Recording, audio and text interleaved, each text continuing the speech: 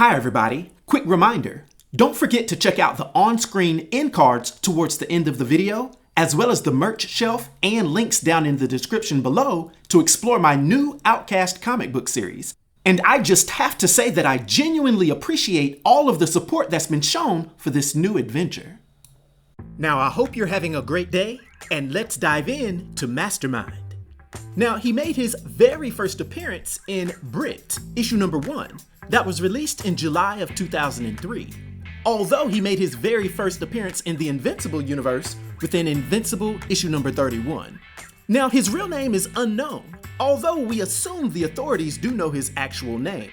But we do know that he stands 6 feet tall and weighs 185 pounds, having brown eyes and black dreadlocks. Now, Mastermind is a minor but formidable supervillain primarily featured in the Image Comics series Brit and Invincible, both of which exist within the same shared universe created by Robert Kirkman. While many psychic characters in the superhero genre focus on telepathy or memory manipulation, Mastermind's niche is far more visceral and physically disturbing. He has the unique ability to mentally seize control of the motor functions and nervous systems of massive groups of people simultaneously, effectively turning entire crowds into a singular, mindless tool for his criminal whims. Now, his introduction established him as a chaotic force with little regard for human life. We first see him following a stint in prison, where he sought to celebrate his release by forcing a massive crowd of civilians on a busy freeway to dance uncontrollably. This act was more than just a display of ego. It caused catastrophic traffic jams and life-threatening accidents, drawing the immediate attention of the Global Defense Agency, aka the GDA. The GDA would then dispatch Brit, the invulnerable but aging government operative, to handle the situation. This encounter highlighted Mastermind's tactical creativity. When he realized that Brit was physically unaffected by his mind control due to Brit's unique invulnerability extending to his mental or neurological state, Mastermind didn't panic. Instead, he forced the surrounding crowd to physically dogpile Brit, eventually commanding them to form a gargantuan, monstrous creature made entirely of living human bodies. Mastermind would then use this quote-unquote flesh golem to attempt to crush the hero, showing a cold-blooded willingness to sacrifice innocent lives to achieve a combat goal. Just imagine being one of the people that were crushed while being part of the legs, feet, or lower extremities of this huge, monstrous being.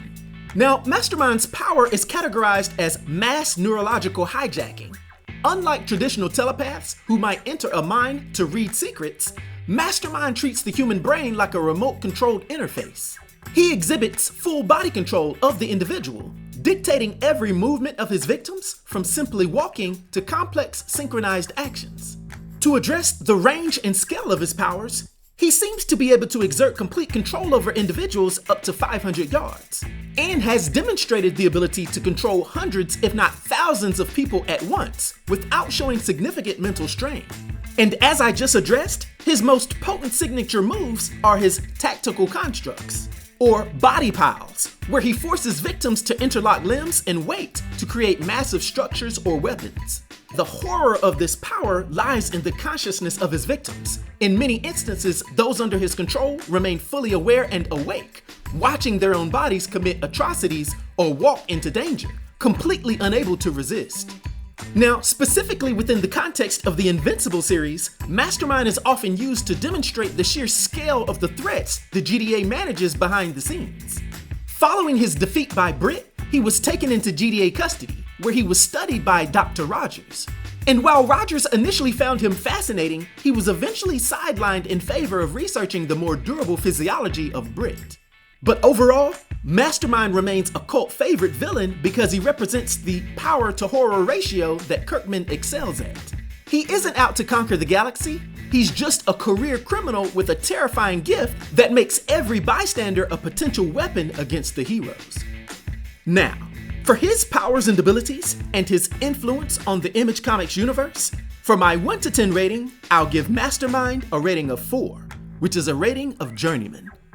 I hope everyone enjoyed this video. I'll talk to you next time. Be sure to like, hype, and subscribe to The New Sage.